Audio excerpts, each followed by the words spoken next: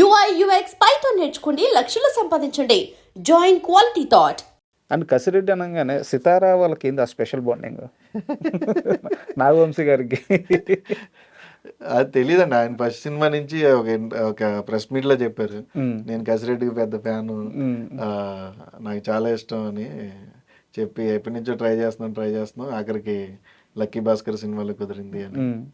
ఆ, ఏం తెలీదండి. అంటే ఎంకరేజ్మెంట్ అండి అంతే. ఒక రకంగా అలాంటి పెద్ద ప్రొడక్షన్స్ మనల్ని తీసుకొచ్చి సినిమాల్లో పెడుతున్నాయి అంటే అదొక ఎంకరేజ్మెంట్ అండి, మనకి ఒక బూస్ట్ ఇస్తున్నట్టే కదండి. అవును. అది చాలా హ్యాపీ మూమెంట్స్ అండి అవి. అంటే ఇప్పుడు సితారా నాగవంశీ గారు అనగానే అంటే యాక్చువల్గా మాకు తెలుసు, మేము పర్సనల్గా ఆయన కలుస్తున్నప్పుడు ప్రెస్ మీట్లో కలుస్తున్నప్పుడు చాలా బ్యూటిఫుల్ సోల్ ఆయన. అవునండి. ఇక్కడ ఏమి ఉండదు, ఏమి ఉండదండి పాపం. ఇంటర్వ్యూల్లోనే వాటిల్లోనే ఆయన ఏంటంటే అగ్రెసివ్ గా కనపడతారు. బట్ ఆయనతో మాట్లాడుతుంటే పర్సనల్ గా తెలిసిన వాళ్ళకే తెలుస్తుందండి ఆయన గురించి, ఆయన ఎలా ఉంటాడు ఏంటి. ఏముండదండి, చాలా జీరో, లోపల ఏం పెట్టుకోడు ఆయన. ఏంటి ఏంటి ఏం జరుగుతున్నాయి, ఏం చేస్తున్నావు, ఓకే ఓకే సూపర్ సూపర్, బాగా చెయ్యి, మంచిగా చేద్దాం, మనం మళ్ళీ చేద్దాం అని ఉంటారు తప్ప ఆయన ఏంటంటే బయట మాట్లాడేవి ఒకలాగా ఉంటాయి. అంటే ఇంకా ఆయన అంటే మీకు ఇంటర్వ్యూలో ఒక 4-5 క్వశ్చన్లు అలా అడిగారు అనుకోండి, ఆటోమేటిక్గా మనకి ఏంది ఇప్పుడు నీ ప్రాబ్లం ఏంటి అని ఒక ఇది వస్తుందండి. సో అలాగా ఏంటంటే ఆయనకు ఉండే ప్రెజర్స్, ఆయనకు ఉండే టెన్షన్స్. ఒక సినిమా చేసి 4-5 సినిమాలు చేసి నాకే ఎంత ఉంటే 400-500 కోట్లు ఖర్చు పెట్టి ఆయనకి ఎంత ప్రెజర్స్ ఉంటాయి. వాటి వల్ల ఏంటంటే ఆయన మాట్లాడేది ఏంటంటే రాంగ్ అనిపిస్తుంది. ఏంటంటే బేసిక్గా ఏంటంటే ఒక పొజిషన్లో ఉన్నా కూడా ఏం మాట్లాడినా ఎదుటోడికి ఏంటంటే ఎదుటోడి దాకా ఎందుకంటే నీ ఇంట్లో వాడికే నచ్చదు. ఇప్పుడు అలా కాదు, ఇప్పుడు నేను చెప్పేది వినాలి కదా అంటే అది వచ్చాడు రా నా ఊరెళ్ళి 4 రూపాయలు సంపాదిస్తున్నాడు కాబట్టి నాకు చెప్పేస్తున్నాడు సమాధానం అనుకుంటారు ఊర్లో. బేసిక్గా ఏంటంటే నేనే ఇంతకుముందు మాట్లాడేది నేనే, ఇప్పుడు మాట్లాడేది నేనే. అప్పుడు అదే అలాగే మాట్లాడుతూ ఇప్పుడు అలాగే మాట్లాడుతావు. ఏంటంటే నువ్వు చూసే విధానం మారిపోతుంది, తీసుకునే విధానం మారింది. చూసే విధానం మారిపోద్దు. 4 రూపాయలు నా దగ్గర ఇంట్లోకి నేను నార్మల్గానే ఉంటా, నా దగ్గర ఉన్న 4 రూపాయలు నా జేబులోనే ఉంటే నేను నార్మల్గానే ఉంటా. నేను 4 రూపాయలు సంపాదించానని నీ మైండ్ మారిపోద్ది. దానివల్ల ఏంటంటే నేను నార్మల్గా మాట్లాడినా నీకు యాటిట్యూడ్గా కనిపిస్తుంది. మీకు నాగవంశీ గారు మాట్లాడేటప్పుడు మీరు డైరెక్ట్గా కలిస్తే ఆయన ఏమో భలే ఉన్నాడు కదరా, ఆయనతో టైం స్పెండ్ చేయాలనిపిస్తుంది. ఎందుకంటే అది బయట స్పెండ్ చేసేవాడికి తప్ప నీకు ఆయనతో మాట్లాడినోడికి తప్ప బయటోడికి తెలియదండి. ఎలా హ్యాండిల్ చేస్తారు ఆయన ఈ ప్రెజర్స్ కానీ ట్రోలింగ్స్ కానీ అంతా? అదే అంటున్నానండి, అప్పటికప్పుడే ఆయన ఇవి జస్ట్ ఇప్పుడు స్టేజ్ మీద మాట్లాడుతాను మళ్ళీ దిగేస్తే ఆయనకి ఓహో నీది మాట్లాడాను కదా ఆయన గుర్తుండదండి. ఆయన వదిలేస్తాడు, ఆ టైంకి అయిపోయింది, మనం ఏదో మాట్లాడడం అయిపోయిందని వదిలేస్తాడు అంతే అండి. దాన్ని ఏంటంటే ఈ social media not only Nagavamshi గారు, ఏదన్నా ఒకటి చిన్నది ఎలా అయ్యిందంటే సోషల్ మీడియా ఎలా అయిపోయిందంటే అదే మీకు తెలిసిందే కదండి. నాటు సోషల్ మీడియా అది ఎంత ఊళ్ళోంచి వచ్చిందే. ఇదివరకు ఏంటంటే నీ ఇంట్లో రే చూసావా ఏదో చేసాడంట అని చుట్టుపక్కల మాట్లాడుకునేవారు. ఇప్పుడు దాన్ని ఏంటంటే ఇప్పుడు ఇంటి దాకా వెళ్ళట్లేదు, చూసావా అని దాంట్లో షేర్ చేస్తున్నారు అంతే. సోషల్ మీడియాని ఈ రకంగా వాడుతున్నారు. నెగిటివ్ని ఎక్కువ స్ప్రెడ్ అవుతుంది ఫాస్ట్గా, పాజిటివ్ లేట్ అవుతుంది. సో ఆయన పాజిటివ్ సైడ్ ఎవరికి తెలియదు, ఆయన ఎలా ఉంటాడు ఏంటి అనేది ఎవరికి తెలియదు, ఆయనతో మాట్లాడిన వాళ్ళకి తెలుస్తుంది. నేను ఇప్పుడు వాళ్ళ బామ్మర్ది హీరోగా ఇంట్రడ్యూస్ అవుతున్నారు. ఓకే, నేను ఇప్పుడు ఆ సినిమా చేస్తున్నాను. సో మాకు ఇంకా బాగా తెలుస్తుంది. డైరెక్టర్ ఎవరు? కొత్త ఆయన. ఓకే, మనకి జాతిరత్నాలకి వాటికి ఇట్లకి చేశాడు. ఓకే, ఆయన కొత్త ఆయన.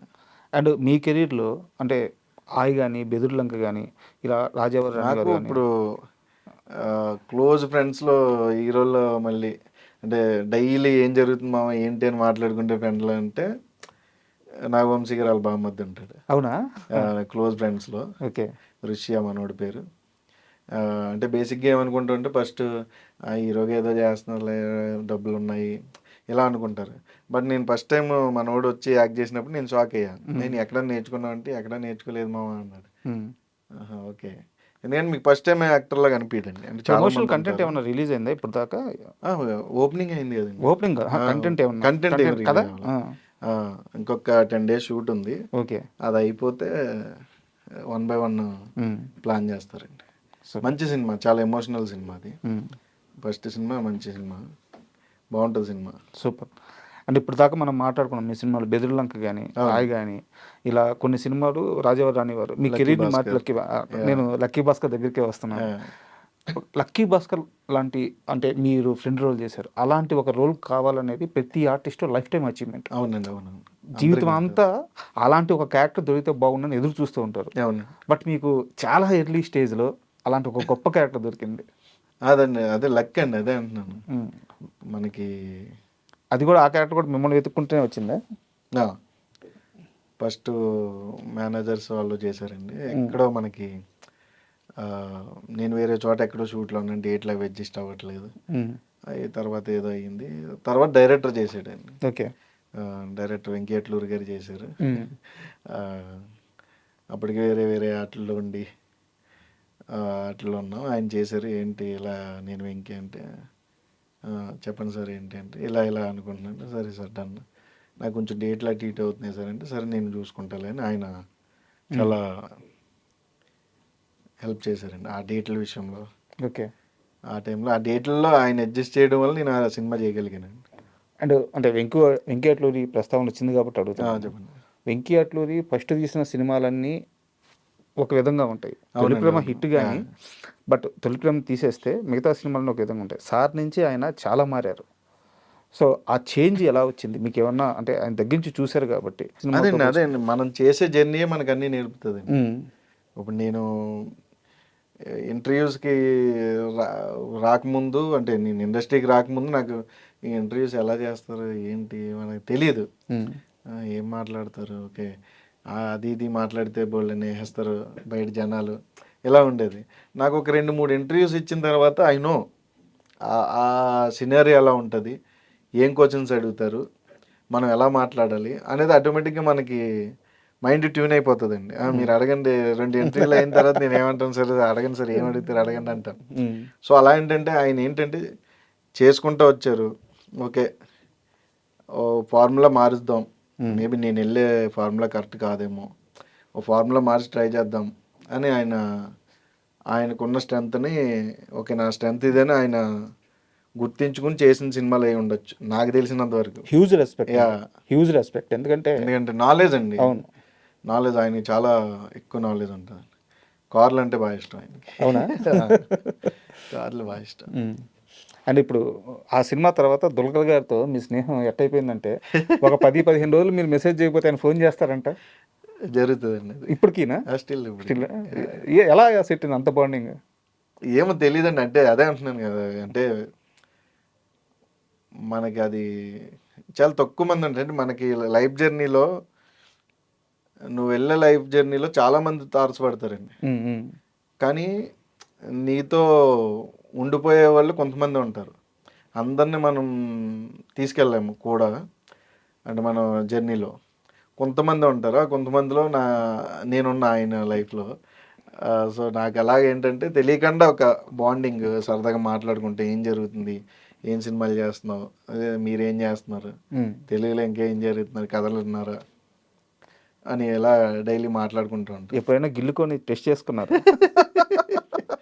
అంటే ఆయన ఎంత హీరో అనేది వాళ్ళ ఫాదర్ లెగసీ, అంత పెద్ద స్టార్, ఆయన కొడుకు, ఇప్పుడు ఆయన అంత పెద్ద హీరో, ఇవన్నీ ఎప్పుడన్నా మనం అనుకోండి. అదే అంటున్నాం కదా, యాక్సిడెంట్ అదే అంటున్నానండి.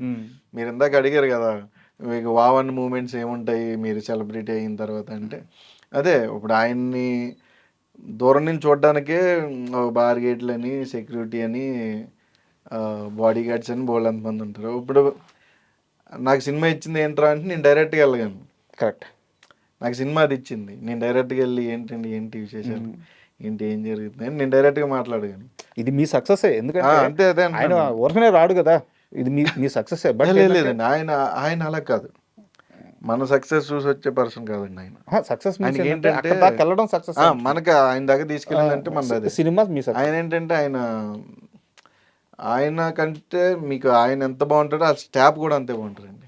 అవును, బేసిక్గా ఒక ఫోటో కావాలని మీరు వెళ్ళారు అనుకోండి, ఇప్పుడు అవుతే ఇచ్చేస్తారండి. ఆయన అవ్వలేదు అనుకోండి వాళ్ళ టీంకి చెప్తారు ఈ టైంకి తీసుకురమ్మని. ఓకే, మీరు అక్కడ లేరు అనుకోండి వాళ్ళ టీం వస్తారు, ఈ పర్సన్ పొద్దున్న వచ్చేటి ఫోటో ఉందా ఇవ్వాలంట, సార్ పిలుస్తున్నారు ఎక్కడ కనపడ్డా అని వచ్చి అడుగుతారు.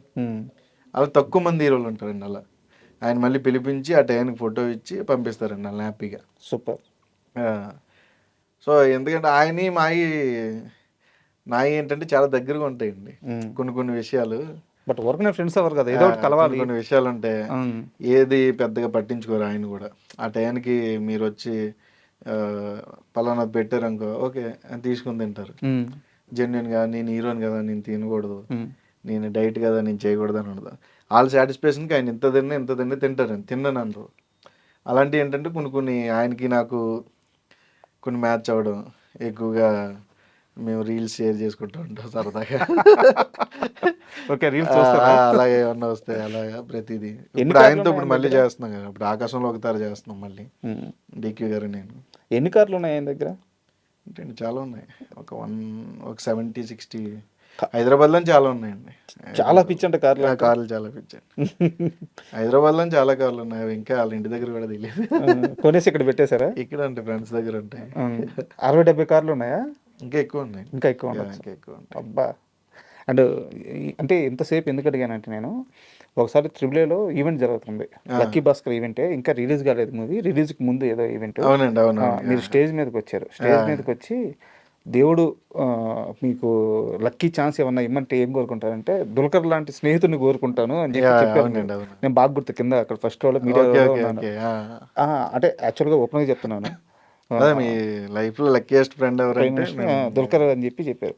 ఏందబ్బా ఇంత బాండింగ్, ఈయన మామూలు ఆర్టిస్ట్, కసిరెడ్డి ఆర్టిస్ట్, ఆయన మెయిన్ హీరో, వీళ్ళిద్దరు ఎంత క్లోజ్ ఎప్పుడయ్యారు, ఎంత బాండింగ్ ఎలా అయిందంటే నాకు అప్పుడు అర్థం కాల. సినిమా రిలీజ్కి ముందు కదా. ఆ తర్వాత నాకు ఒక వీడియో కనిపించింది, మన ప్రసాద్ ల్యాబ్లోనో సంథింగ్ బయట అవుట్డోర్ యూనిట్లోనో, నేను లైవ్లో చూడలేదు, వీడియోలోనే చూశాను.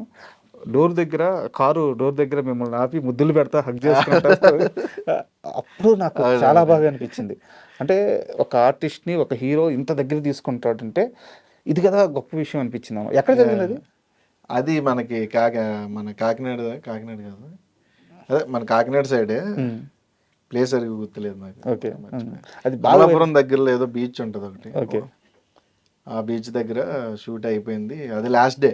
ఓకే, నేను బేసిక్గా ఏంటంటే పెద్ద ఆర్టిస్టులు కదా, నేను ఎప్పుడు ఆ షూట్ అయ్యేదాకా కూడా ఆయనకి నాకు ఎటువంటి కన్వర్జేషన్ లేదు. ఏంటి సీన్ ఏంటంటే, సార్ ఇది సార్ ఇది సార్ ఇది సార్ అంతే ఆయనకి నాకు. ఎందుకంటే ఆయన స్థాయి, ఆయన హీరో, మనం వెళ్ళాము సరదాగా సినిమా చేసుకున్నాము, మన డైలాగులు మనం ఆయనకి ఇబ్బంది లేకుండా మనం డైలాగులు చెప్పాము, చేసుకుని వచ్చేసాము అంతే. నేను ఎప్పుడు పెద్దగా లేదు, ఏంటి అలా ఓకేనా, ఓకే సార్ ఇంతే. ఏంటంటే లాస్ట్ డే నేను అడగలే, ఎందుకంటే నేను ఫోటో అంటే అందరూ ఫోటో దిగుతున్నారు, నేను దిగలే. అంటే ఎందుకు, మన సినిమా అంతా ఉన్నాం కదా, మనం అందులో ఏదో ఒకటి తీసుకుని పెట్టుకోవచ్చు. ఆయన ఫోటోలు ఇచ్చి చూపోయి ఉంటారు, దాదాపు ఒక 150 మెంబర్స్ ఉంటారు టెక్నీషియన్స్, అందరికీ ఫొటోస్ ఇచ్చాడు ఆయన. ఎందుకులే పర్లేదు, మనం ఎందుకు అడగడం అని నేను ఇబ్బంది పెట్టలే. ఆయనే పిలిచారు, కసి ఇట్రా అన్నారు. చెప్పండి సార్, అంత ఫోటో ఇవి నాకని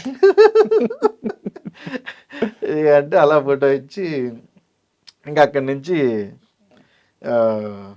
ఆయన మీ యాక్టింగ్ అదన్నీ కూడా ఆయన మాట్లాడడం, ఆయన్ని చేయడం అంతా కూడా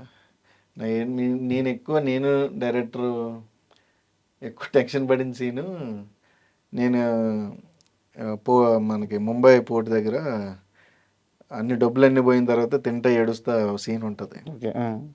ఏంటంటే డైరెక్టర్కి నాకు అయిపోయింది, అది మాకు ఒక క్లారిటీ ఉంది, ఎక్కువ చేయకు, ఎక్కువ టేకులు తీసుకోకు, మళ్ళీ బాగోదు. ఆల్రెడీ అప్పటికే పోలీసు వాళ్ళు వచ్చి అప్పుడు 4 or 5 అయిపోతుందండి, అప్పుడు వాకింగ్ వాటికి వస్తారు, ఖాళీ చేసేయాలా మీరు అని ఇది చేస్తుంటే, సరే ఆయన యాక్షన్ చెప్పాడు, సీన్ అయిపోయింది, ఆయన ఓకే అన్నాడు. ఈ నెల చూసిండే ఓకేనా, ఓకే సార్ నాకు ఓకే అన్నాడు ఆయన. ఓకే అని అప్పుడు పడ్డాం. ఓకే మనోడు ఆర్టిస్టు. ఎందుకంటే కామెడీ సీన్స్ నీకు చేయడం వేరండి, ఎమోషనల్ సీన్ చేయడం వేరు. నేను అది చేసినప్పటి నుంచి ఆయన ఓకే మనోడు ఆర్టిస్టే గుర్తించి, అప్పటి నుంచి ఇంకా అలాగే లాస్ట్ డే ఫొటోస్ దిగడం. ఇంకా ఆ తర్వాత నుంచి నేను నెంబర్లు అడగలేదు, ఎందుకంటే బాగోదు కదా, మనకి ఏదో ఫోటో ఇచ్చారని నెంబర్ అడిగితే బాగోదు. ఆయన ఇచ్చారు, ఆయనే నా నెంబర్ తీసుకుని డైరెక్టర్ గారి దగ్గర నాకు మెసేజ్ కేసే దుల్కర్ అక్కడి నుంచి ఇంకా అలా ఫ్రెండ్స్ అండి. సూపర్.